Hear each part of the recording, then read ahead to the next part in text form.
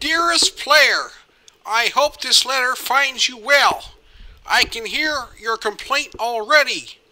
Gordon Freeman, we have not heard from you in ages. Well, if you care to hear excuses, I have plenty. The greatest of them being, I have been in other dimensions and whatnot, unable to reach you by the usual means. This was the case until 18 months ago, when I experienced a critical change in my circumstances, and was redeposited on these shores. In the time since I have been able to think occasionally about how best to describe the intervening years, my years of silence. I do first apologize for the wait, and that done, hasten to finally explain, albeit briefly, quickly, and in very little detail, events following those described in my previous letter, referred to herewith as Episode 2. To begin with, as you may recall from the closing paragraphs of my previous missive, the death of Eli Vance shook us all. The research and rebellion team was traumatized, unable to be sure how much of our plan might be compromised, and whether it had made any sense to go on at all as we had intended. And yet, once Eli had been buried, we found the strength and courage to regroup. It was the strong belief of his brave daughter, the feisty Alex Vance, that we should continue on as her father had wished.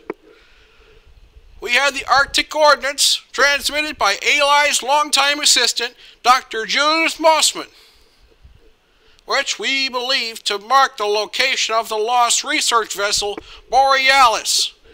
Eli had felt strongly that the Borealis should be destroyed rather than allow it to fall into the hands of the Combine. Others on our team had disagreed, believing that the Borealis might hold the secret to the revolution's success. Either way, the arguments were moot until we found the vessel. Therefore, immediately after the service for Dr. Vance, Alex and I boarded a helicopter and set off for the Arctic. A much larger support team, mainly militia, was to follow by separate transport. It is still unclear to me exactly what brought down our little aircraft. The following hours spent traversing the frigid waste in a blizzard are also a jumbled blur, ill-remembered and poorly defined. The next I clearly recall is our final approach to the coordinates Dr. Mossman has provided, and where we expected to find the Borealis. What we found, instead, was a complex fortified installation, showing all the hallmarks of a sinister Combine technology. It surrounded a large open field of ice. Of the Hypnos itself, there was no sign, or not at first. But, as we stealthily infiltrated the Combine installation, we noticed a recurrent, strangely coherent auroral effect as of a vast hologram fading in and out of view. This bizarre phenomenon initially seemed an effect caused by immense Combine lensing system. Alex and I soon realized that what we were actually seeing was the research vessel Borealis itself, phasing in and out of existence at the focus of the Combine devices. The aliens had erected their compound to study and seize the ship whenever it materialized. What Dr. Mossman had provided were not coordinates for where the sub was located, but instead for where it was predicted to arrive.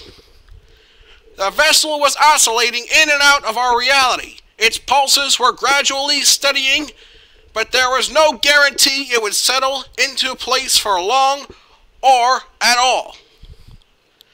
We determined that we must put ourselves into a position to board it at the instant it became completely physical. At this point, we were briefly detained, not captured by the Combine, as we feared at first, but by minions of our former nemesis, the conniving and duplicitous Wallace Breen. Dr. Breen was not as we had last seen him, which is to say, he was not dead.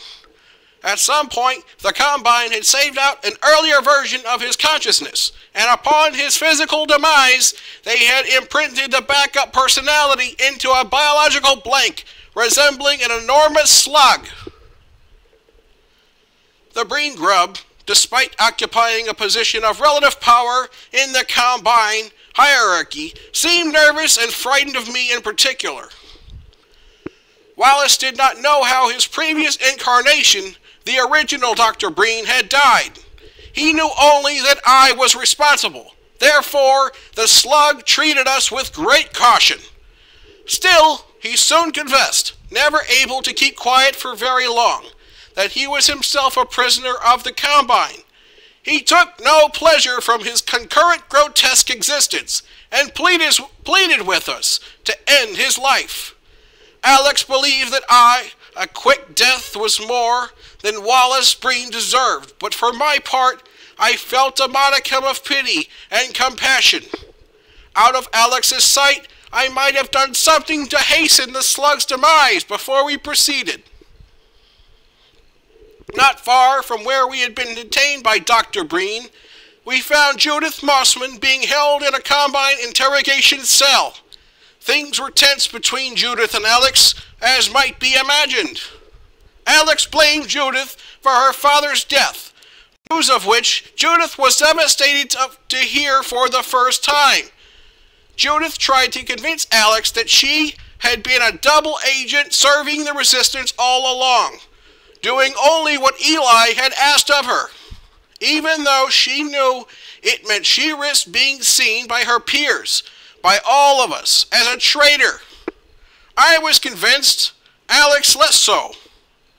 But from a pragmatic point of view, we depended on Dr. Mossman, for all along, with the Borealis coordinates, she possessed resident keys which would be necessary to bring the vessel fully into our plan of existence. We skirmished with Combine soldiers protecting a Combine research post. Then, Dr. Mossman attuned the Borealis to precisely the frequencies needed to bring it into brief coherence. In the short time available to us, we scrambled aboard the ship with an unknown member of Combine agents close behind.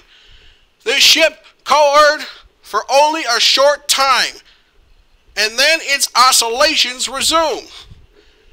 It was too late for our military support, which arrived and joined the Combine forces in battle just as we rebounded between universes, once again unmoored. What happened next is even harder to explain. Alex Vance, Dr. Mossman, and myself sought control of the ship, its power sources, its control room, its navigation center. The ship's history proved non-linear. Years before, during the Combine invasion, various members of an earlier science team working in the hull of a dry-docked vessel situated at the Aperture Science Research Facility in Michigan had assembled what they called the bootstrap device. If it worked as intended, it would emit a field large enough to surround the ship. This field would then itself travel instantaneous to any chosen destination without having to cover the intervening space. There was no need for entry or exit portals, or self-contained, or any other devices. It was entirely self-contained. Unfortunately, the device had never been tested. As the Combine pushed Earth into the 7-hour war, the aliens seized control of our most important research facilities. The staff of the Borealis, with no other wish than to keep the ship out of Combine hands, acted in desperation. They switched on the field and flung the Borealis toward the most distant destination they could target, Arctica. What they did not realize was that the bootstrap device traveled in time as well as space. Nor was it limited to one time or one location. The Borealis and the moment of its activation were stretched across space and time. Between the nearly forgotten Lake Huron of the 7-Hour War and the present-day Arctic. It was pulled taut as an elastic band, vibrating, except where at certain points along its length one could find still points, like the harmonic spots along a vibrating guitar string. One of these harmonics was where we boarded, but the string ran back, forward and back in both time and space, and we were soon pulled in every direction ourselves.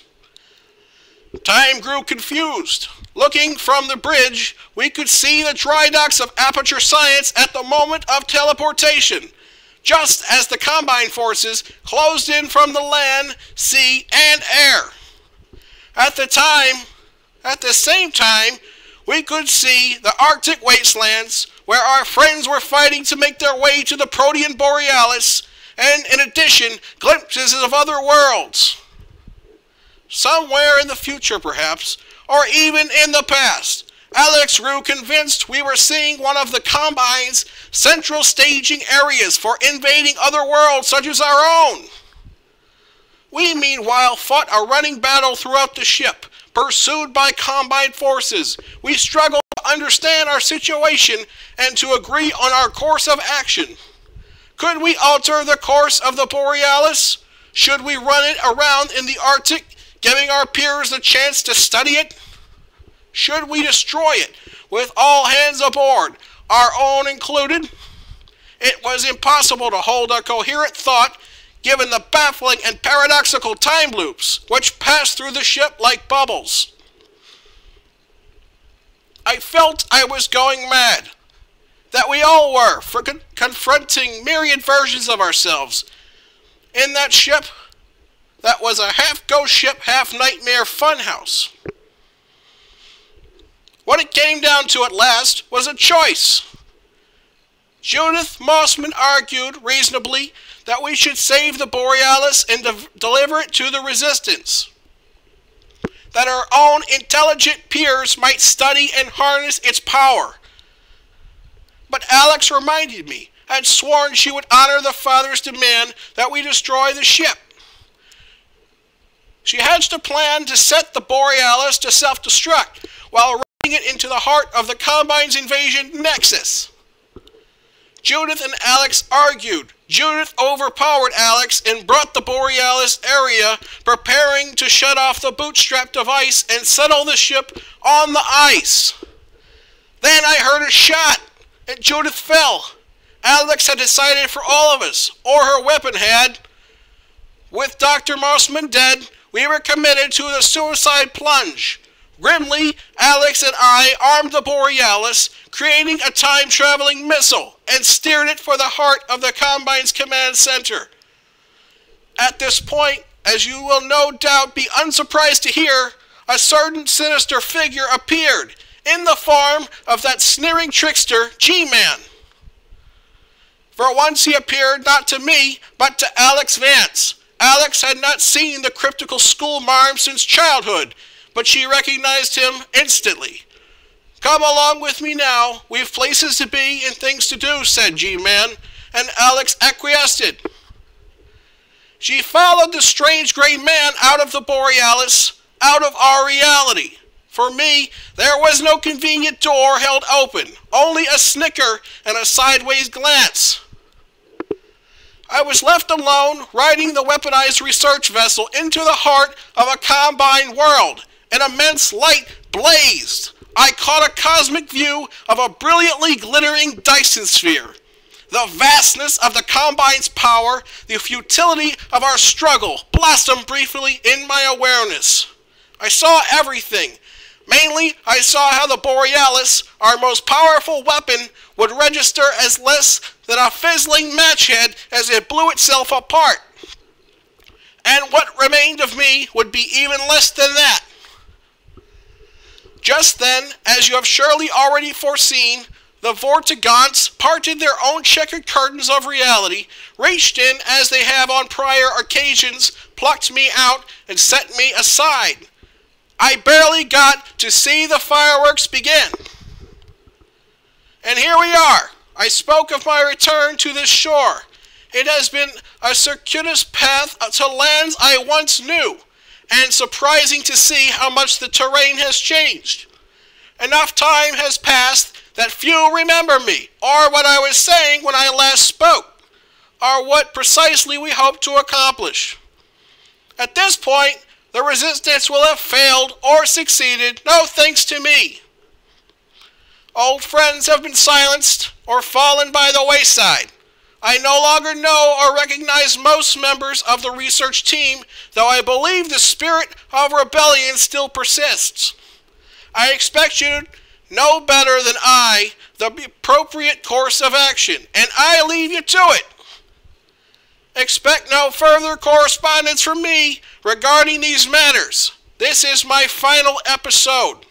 Yours in infinite finality, Gordon Freeman, Ph.D.